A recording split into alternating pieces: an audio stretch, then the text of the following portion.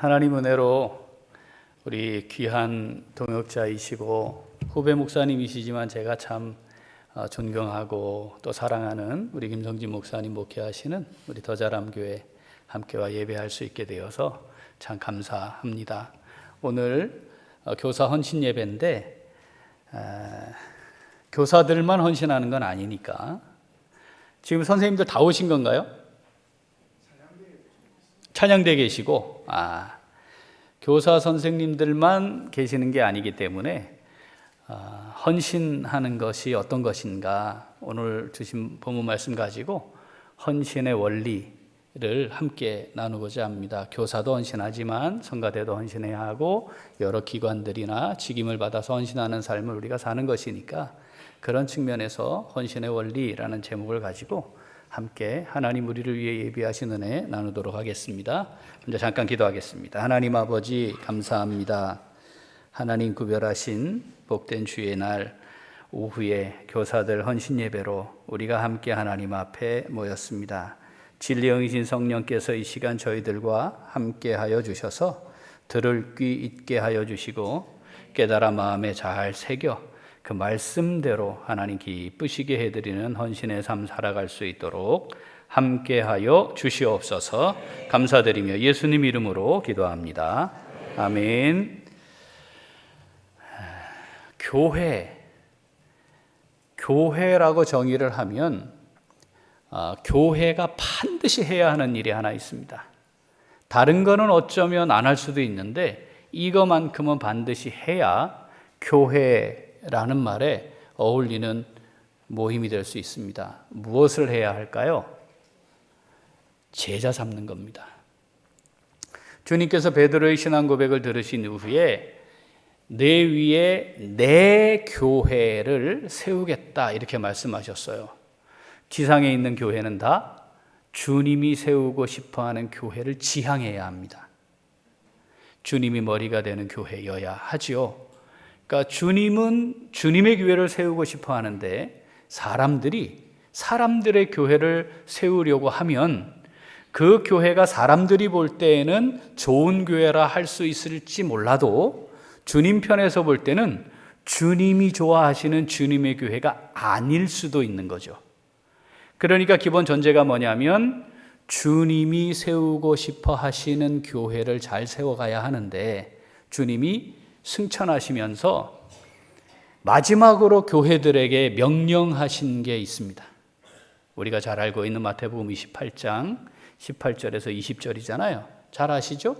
너희는 가라. 이게 첫 번째 동사예요.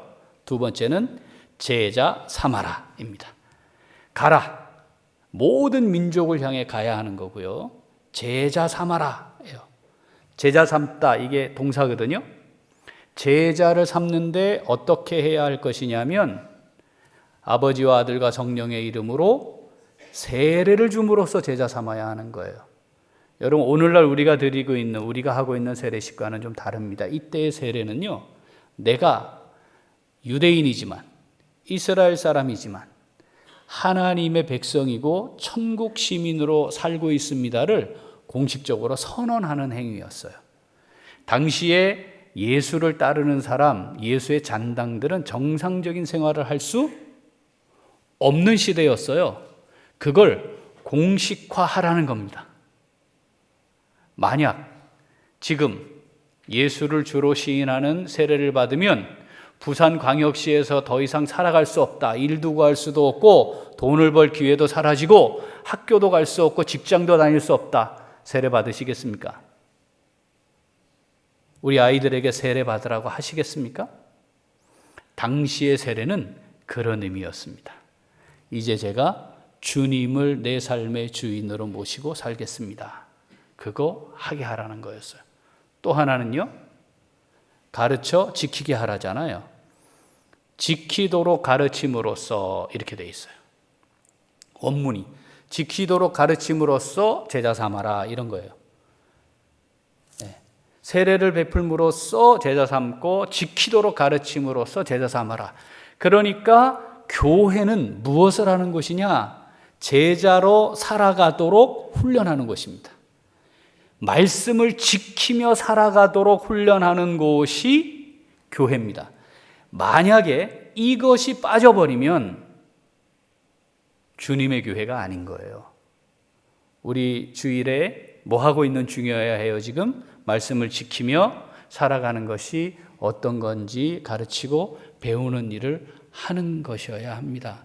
예배 잠깐 드리고 가는 것으로 주일을 지킨다고 말할 수 없는 거죠. 그것만 하고 있다면 주님의 교회와는 다른 교회입니다. 주님이 명령하신 주님의 교회는 가는 것과 제자 삼는 것, 이 두 개가 근본적인 본질이라는 사실을 기억해야 합니다. 그런 의미에서 교사는 하나님께서 기뻐하시는, 누구보다 기뻐하시는, 그리고 교회가 교회되게 하는 일에 가장 중요한, 아주 중요한 직임입니다. 오늘 헌신 예배로 함께 찬양으로 영광 돌리며 헌신을 다짐한 선생님들, 천하보다 귀한 하나님의 자녀들을 맡으신 이 귀한 직임을 하나님 앞에서 믿음으로 잘 감당하실 수 있기를 소원합니다. 자, 하나님의 구원의 은혜를 누린 사람들이 하나님 구원받은 성도요, 하나님 백성들이죠. 이 하나님의 은혜가 뭔지 아는 사람에게 나타나는 삶의 당연한 열매는 하나님의 이름의 영광을 위해 사는 겁니다.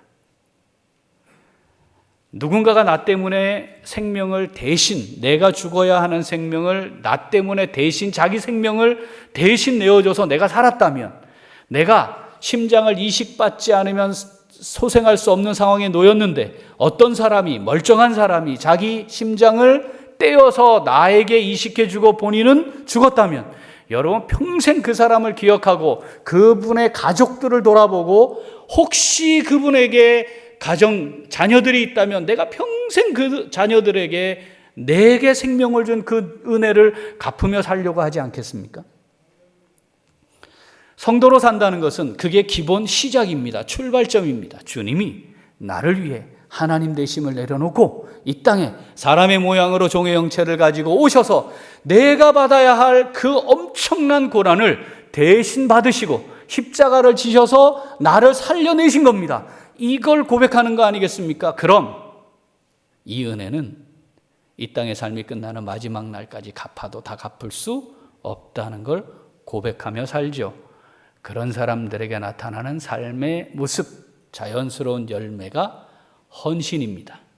그러니까 주의 나라, 하나님의 뜻, 하나님이 이루고 싶어 하시는 일들을 위해 헌신하려고 하지 않는다면, 그것이 이 땅을 살아가는 동안에 내가 살아야 하는 이유가 되지 않는다면 참된 주님의 그 놀라우신 구원의 은혜를 제대로 이해하지 못한 것이라 해도 틀리지 않습니다. 사랑하는 우리 귀한 선생님들, 그리고 예배하는 우리 더자람교회 우리 귀한 식구들, 하나님이 우리를 이 땅에 보내심은 하나님이 우리를 통해 하고 싶어 하시는 일이 있기 때문입니다. 내가 결정한 사람 아무도 없어요. 하나님께서 결정하셔서 시작돼서 여기까지 온 거예요. 이 땅의 삶이 끝나는 건 언제일까요?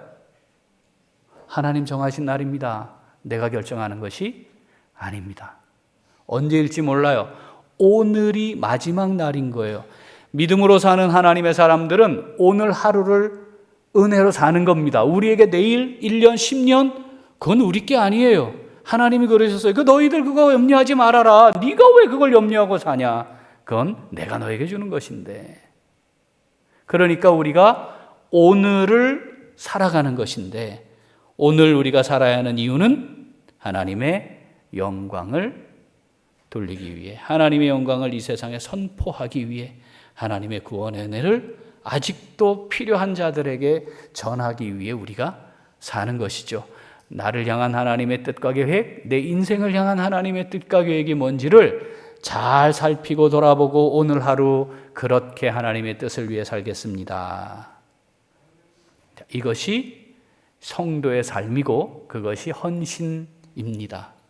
오늘 헌신 예배니까 그럼 이 땅을 살아가는 동안 헌신하는 삶, 온전히 제대로 바르게 헌신의 삶을 살아가려면 어떻게 해야 할까? 저 오늘 본문 에베소서 말씀 가지고 함께 나누려고 합니다. 오늘 본문 말씀은요, 기도하는 형식입니다. 기도문이에요. 이렇게 돼 있어요.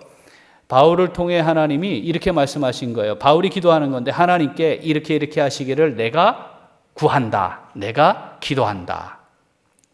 하나님이 바울에게 하나님의 말씀으로 이 말씀을 기록하게 하셨다면 바울이 기도하고 있는 내용은 하나님이 우리를 향해 지니고 계시는 뜻입니다.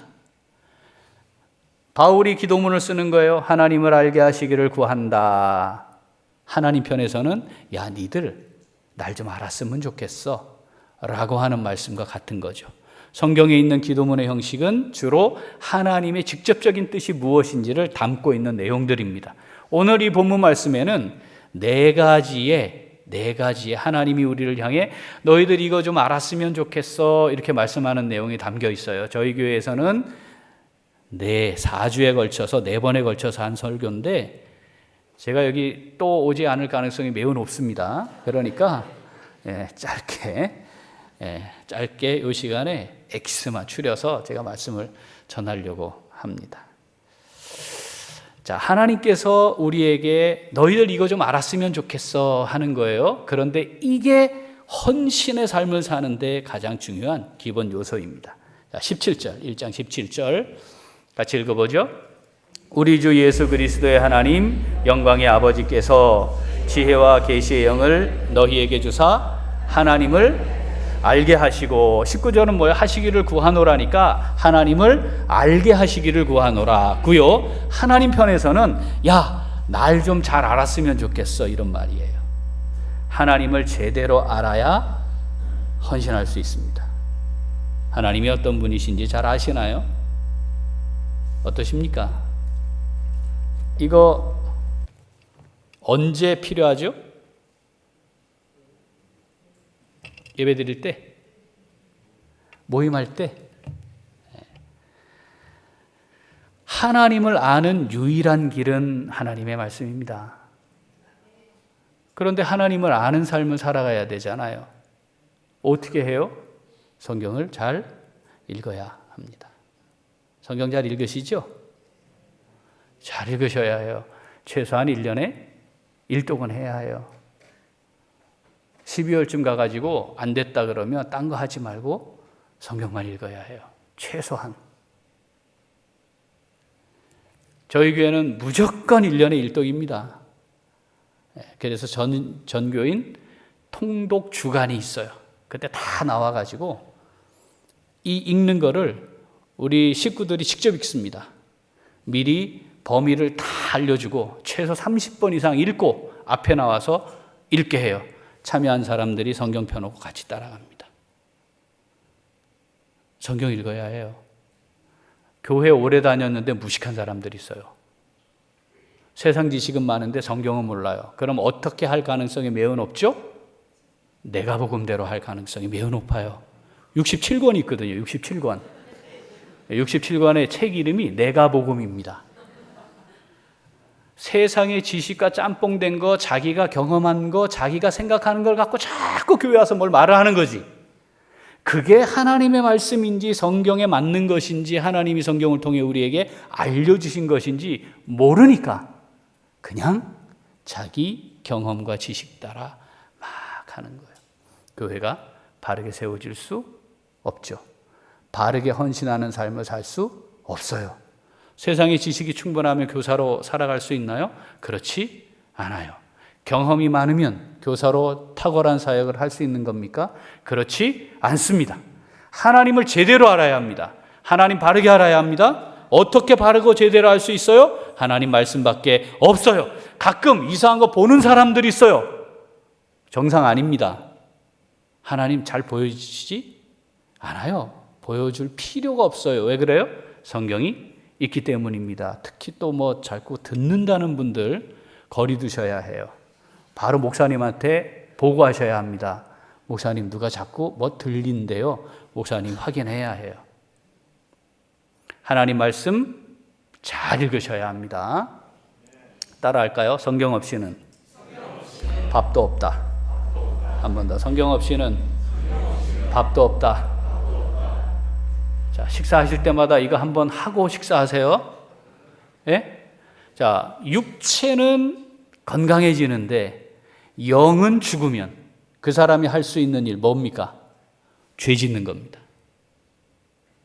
그렇지 않겠습니까? 육체 본성을 따라 살아가는 우리인데 성령의 소욕을 따를 수 없으면 육체의 소욕을 따라 살지 않겠습니까? 그 지극히 당연합니다. 거기다가 시간도 있고 돈도 있고 몸까지 건강하면 죄 짓는 길이 탄탄대로로 열릴 겁니다.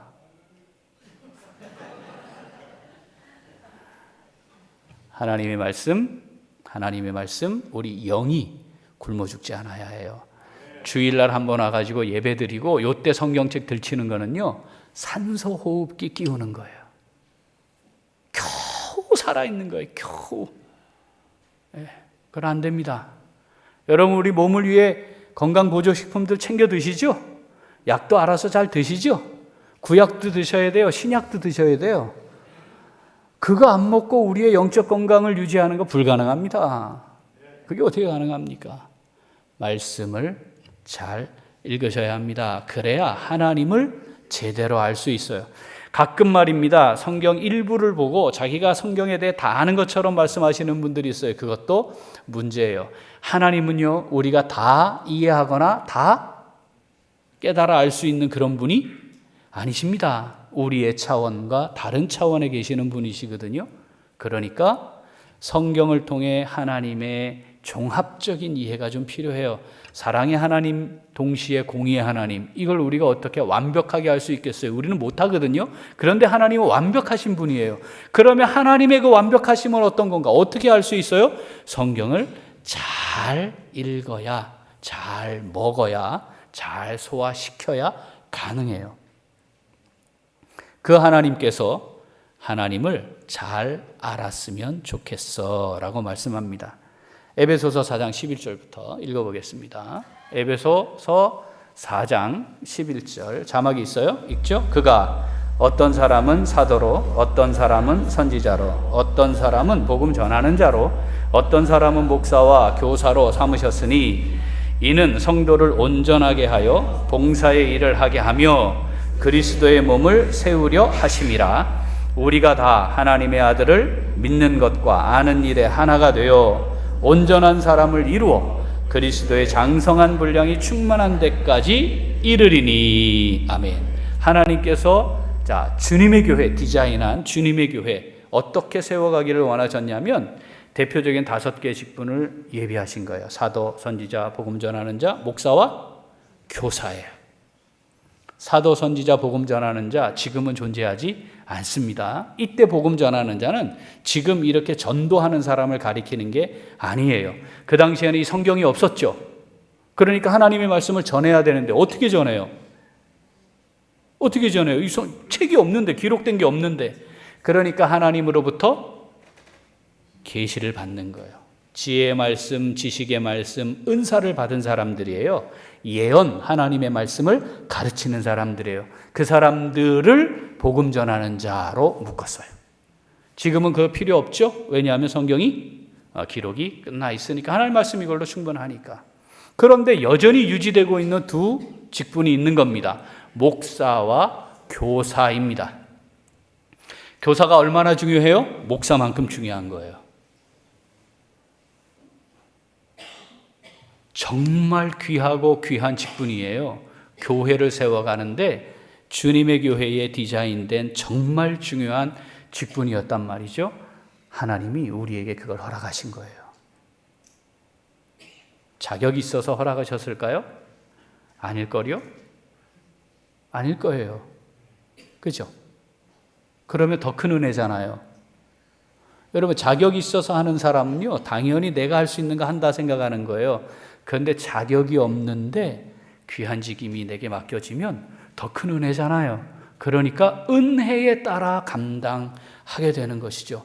사랑하는 우리 선생님들, 이 귀한 직분을 하나님 은혜로 제게 허락하셨습니다. 하나님, 저를 이렇게 대우해 주시니 너무 감사합니다.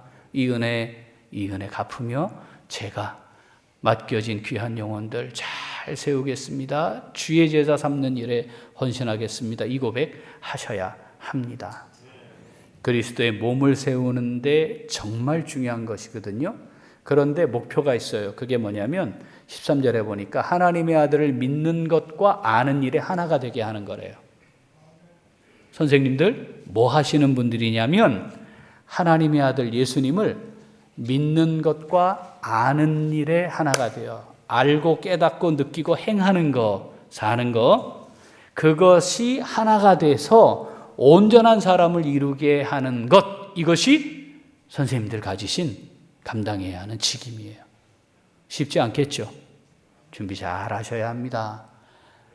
대충 해서는 안 돼요. 얼마나 귀한 직임이니까, 정말 소중한 직임이니까, 자격 없는 내게 맡기셨으니까 잘 감당하기 위해 준비하고 또 준비하셔야 합니다.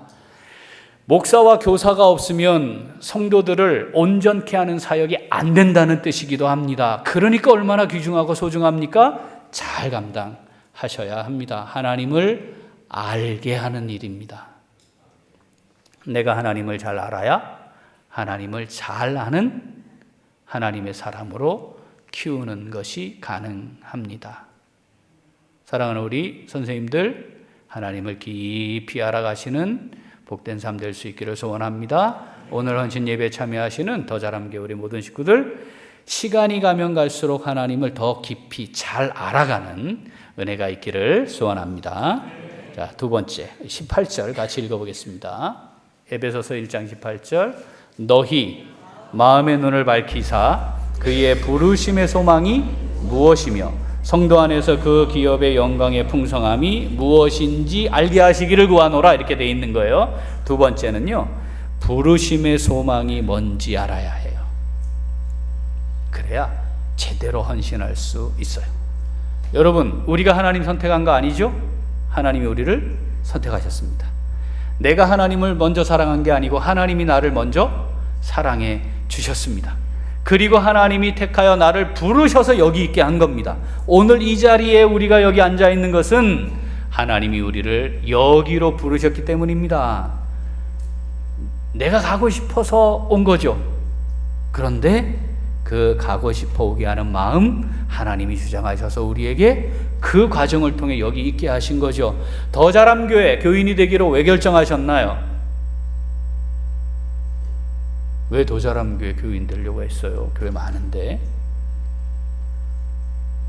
하나님의 부르심입니다. 하나님의 택하심과 부르심입니다. 하나님께서 부르셔서 제가 울산에 있는 교회 담임 목사가 되었습니다. 그리고 지금도 17년째 사역을 하고 있습니다. 하나님이 세우셔서 그 자리에 제가 서 있습니다.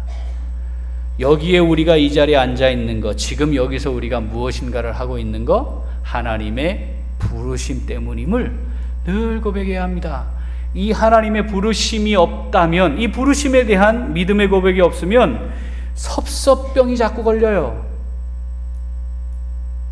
이게요, 암세포처럼 우리 몸에, 우리 영혼에 늘 있어요. 언제 이게 내 몸을 사로잡을지 모릅니다. 섭섭 바이러스.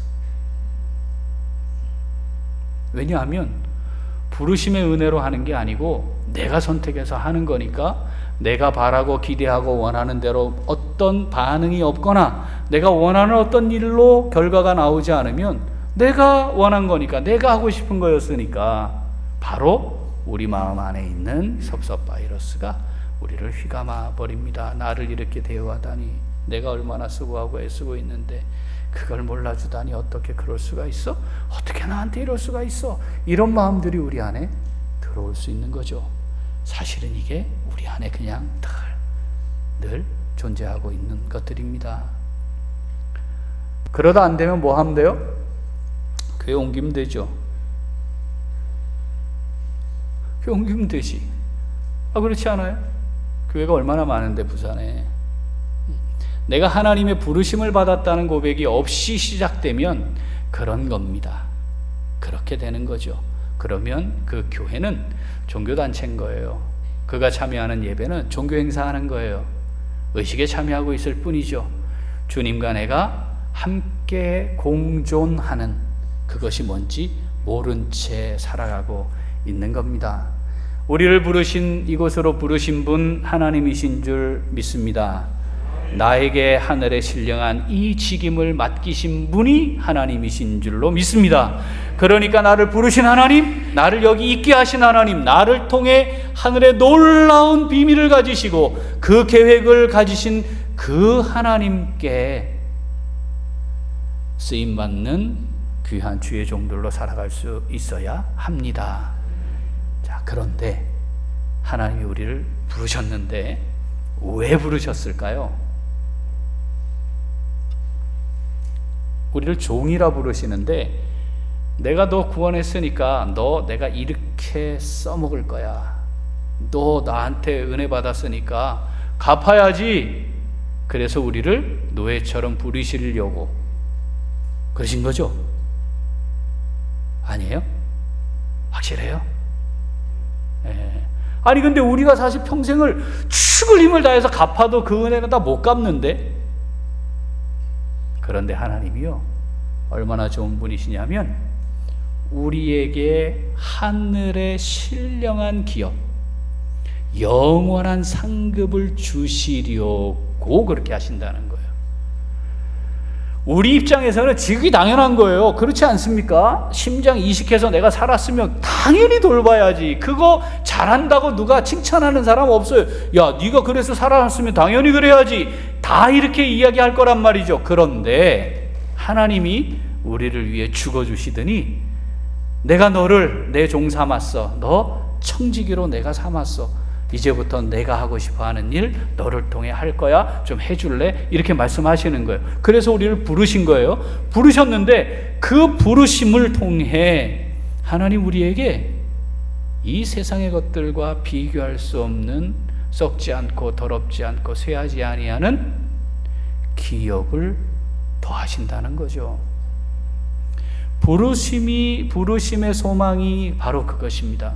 부르심이 뭔지 알아야 하고 부르심의 소망이 뭔지를 알아야 해요. 그래야 헌신할 수 있어요. 힘들죠. 십자가를 지고 가는 길이 룰루랄라 할 수 있는 길이 아니지 않겠습니까? 그렇지 않겠습니까? 고되고 힘들고 벗어버리고 싶은 상황이 있을 수도 있어요. 주님이 마지막 십자가에 달리시기 전에 우리 주님도 그렇게 기도하셨잖아요. 아버지, 할만하시거든 이 잔을 내게서 옮기시옵소서. 그러나 나의 원대로 마시고 아버지의 원대로 하시옵소서. 이게 무슨 뜻입니까? 벗고 싶은 것이 십자가의 길이에요. 피하고 싶은 것이 십자가의 길일 수 있어요. 우리에게 주어진 하나님이 나를 통해 이루고 싶어하는 그 일을 감당할 때 우리도 그럴 수 있는 거죠. 그럴 수 있어요. 그런데 기억하는 겁니다. 뭘 기억하죠? 하나님이 원하시는 게 무엇인가? 아버지의 원대로 하시옵소서. 그러면 그걸로 끝나요? 끝나지 않아요. 하나님이 어떻게 하실 건가를 우리 주님을 통해 보여주셨어요. 모든 만물이 그 발 아래 무릎을 꿇게 하시고요, 그 입으로 주라 시인하게 하셨어요. 하나님의 뜻이니까 당연히 할 일이었고 하나님의 뜻을 이루는 것이었는데 하나님이 그렇게 우리 주님을 세우셨어요. 그것처럼 똑같이 그 길을 걸어가려고 하는 하나님의 사람들 하나님이 그냥 두시지 않는다는 거예요. 어떻게 하시겠다고요? 영원한 상급으로 기업을 있게 하신다 말씀합니다. 한 번 더 읽어볼까요? 에베소서 1장 18절. 자, 너희 마음의 눈을 밝히사 그의 부르심의 소망이 무엇이며 성도 안에서 그 기업의 영광의 풍성함이 무엇인지를 알게 하시기를 구하노라. 너희들 이거 좀 알았으면 좋겠어. 내가 너 그냥 부른 거 아니야. 내가 너에게 소망 가운데 살게 하려고 부른 거야. 예, 그거 좀 알았으면 좋겠어. 그런데 말이다, 너희들이 가지고 있는 그 부르심의 소망, 이 땅의 것과 비교할 수 없는 영광스럽고 풍성한 거야. 영원히 사라지지 아니하는 기업이야. 내가 그거 너를 위해 준비하고 있어. 그걸 잊게 하려는 거야 라고 말씀하시는 거죠. 사랑하는 우리 선생님들, 하나님께서 선생님들을 택하여 불러 그 직임을 맡도록 하신 겁니다. 아, 내가 할 수 있을까? 이런 고민들 하셨을 거 아니에요? 그리고 12월만 되면 교회에 도는 전염병이 있어요. 올해까지만 할래요.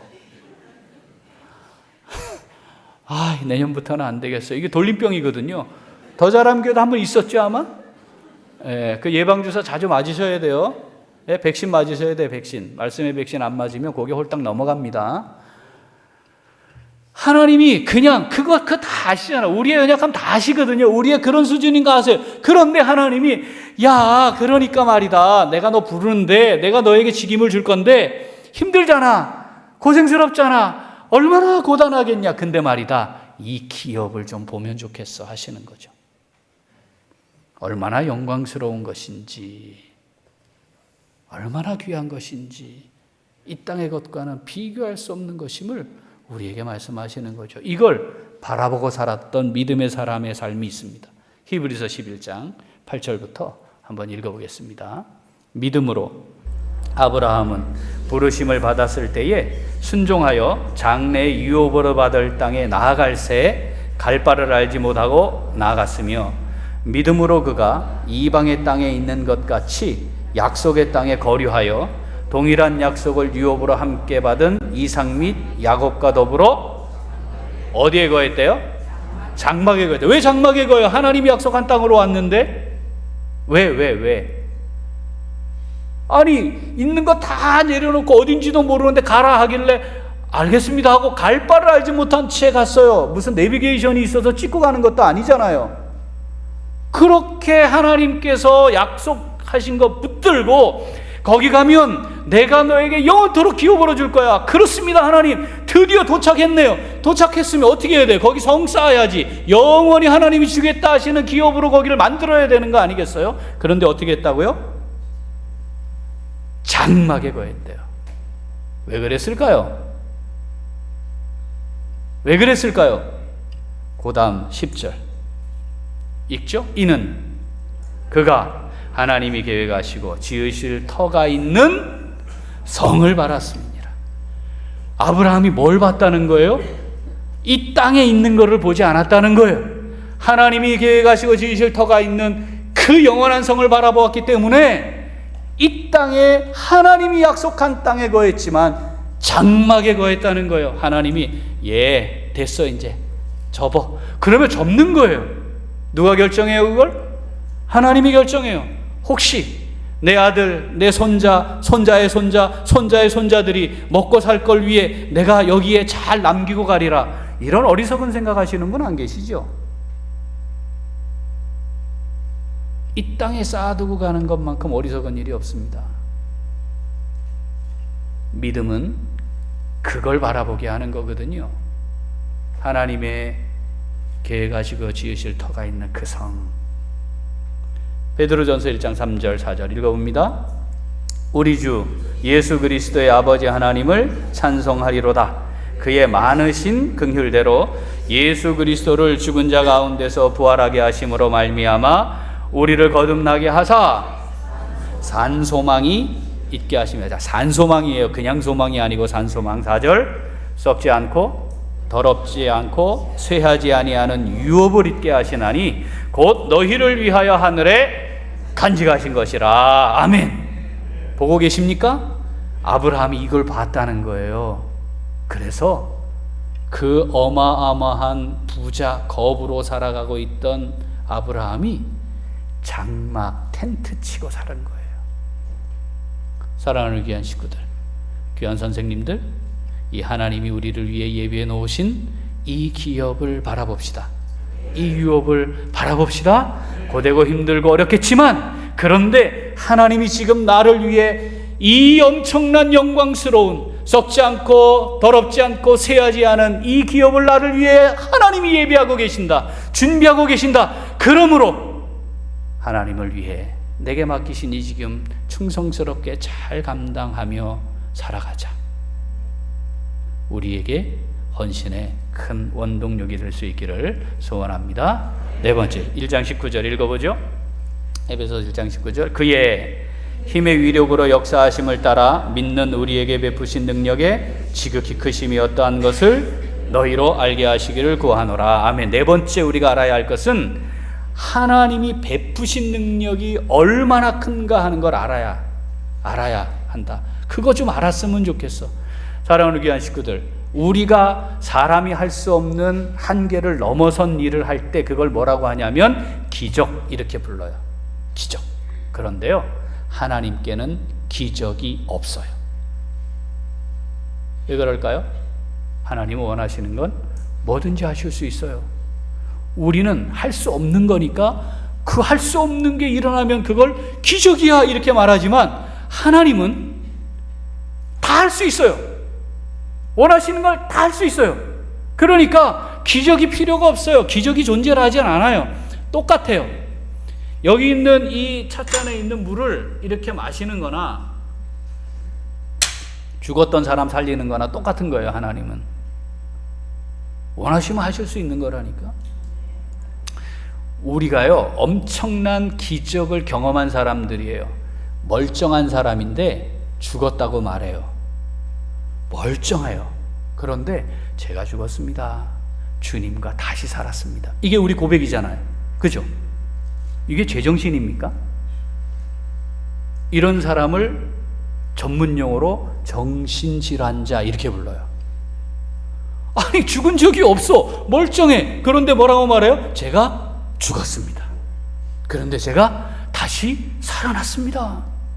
사랑하는 귀한 식구들, 멀쩡한 사람이 이렇게 고백하는 거, 이런 걸 뭐라고 해요? 기적이라 하는 겁니다. 우리가 기적의 소유자들이에요. 하나님이 베푸신 이 지극히 크시고 놀라운 능력을 우리 경험한 사람들이거든요. 뭘 의지하고 살겠습니까? 하나님 능력 의지해야지. 내가 가지고 있는 능력 별거 아니에요. 오래 가지도 않아요. 끼케야 100년도 못 가요. 하나님의 능력 영원합니다. 원하시는 건 다 할 수 있습니다. 하나님의 그 능력으로 하나님이 말입니다, 하고 싶은 일을 다 하셨어요. 하나님의 뜻을 이루어 가시기 위해. 우리가 능력이 크면 클수록 하나님의 능력은 약해집니다. 왜 그렇죠? 하나님이 못해서가 아니에요. 하나님이 한 건지 내가 한 건지 헷갈리면 하나님 안 하세요. 그래서 능력 있는 40세 모세는 안 쓰시는 거예요. 누구를 썼죠? 80세에 늙은 모세를 쓰는 거예요. 모세가 겸손해서 저는 안 돼요 이렇게 얘기한 게 아니고요, 늙어서 안 된다고 얘기를 한 거예요.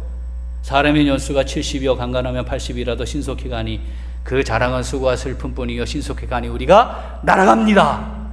그 시편 90편을 쓴 사람이 모세예요. 그러니까 모세가 살아봤더니 80대면 천수의 더 은혜를 받아 살았으니 죽어라 이 뜻이거든요. 그런데 하나님이 갑자기 80세에 와서 부르니까 열받지. 본인은 하나님, 내가 40대에 바로의 공주의 아들 바로 될 사람 있는 거 다 내려놓고 40년 동안 기도하고 준비해서 내가 주의 일을 위해 이 그리스도와 함께 받는 이 고난을 이 애굽의 모든 보화보다 더 귀한 것으로 알고 제가 주의 일 하려고 하지 않았습니까? 나를 건져내신 게 그것 때문이라고 내가 알고 그렇게 준비해서 살고 이제 하려고 하는데, 그때 쓰셔야지. 그때. 왜 이러십니까 지금? 제가 나이가 80입니다 지금. 지금 와서 왜 이러시는 거예요? 그게 모세 심령이에요. 그래서 마지막에 뭐라고 그랬어요? 보낼 만한 자를 보내소서. 거기에 담겨있는 의미가 깊은 거예요. 그런데 하나님 왜 굳이 그 모세를 써요? 그래야 모세가 한 게 안 되는 거예요. 하나님이 하신 게 분명해지는 거예요. 41대 그 모세를 쓰면 모세가 하는 게 돼요. 사랑하는 우리 귀한 식구들, 우리가 어차피 가진 거 별로 없고 능력도 별로 없고 지식도 짧고 경험도 뭐 그렇잖아, 그죠? 그러면 준비되어 있는 거예요. 하나님의 능력을 힘입을 준비, 하나님이 우리를 멋지게 사용하실 준비, 그 손에 들려지면 됩니다. 오늘 이 저녁에 앉아서 예배하시는 우리 귀한 식구들 중에 80세 8학년쯤 어간에 계시는 분, 이제 시작할 때입니다. 네, 모세가 40년 했어요. 40년. 주님 손에 들려집시다. 내 능력이 아니고 주님의 능력이 됩니다. 주님이 하실 수 있습니다. 선생님들, 내가 하는 게 아니고 주님이 하시면 됩니다. 하나님의 자녀를 키우는 일을 하나님이 하시지 않겠어요? 하나님 제게 능력 주시옵소서. 주님 베푸신 그 능력으로 제가 이 사명 감당하기를 소원합니다 하면 하나님이 하실 줄 믿습니다. 네 가지 하나님 잘 깊이 알아갑시다. 하나님 나를 부르신 겁니다. 부름받아 제가 여기에 있습니다. 이 땅의 것과 비교할 수 없는 영원한 상급 기업을 우리를 위해 예비하고 계십니다. 그것이 우리의 소망이 되어야 합니다. 내 힘과 능력이 아닌 하나님 능력으로 하나님께서 하실 줄 믿고 주님 손에 잘 들려진 선한 도구들 되셔서 허락하신 이 땅의 남은 인생 하나님 부르시는 마지막 날까지 멋지게 헌신하다가 주님 앞에 서는 우리 모두가 될 수 있기를 소원합니다.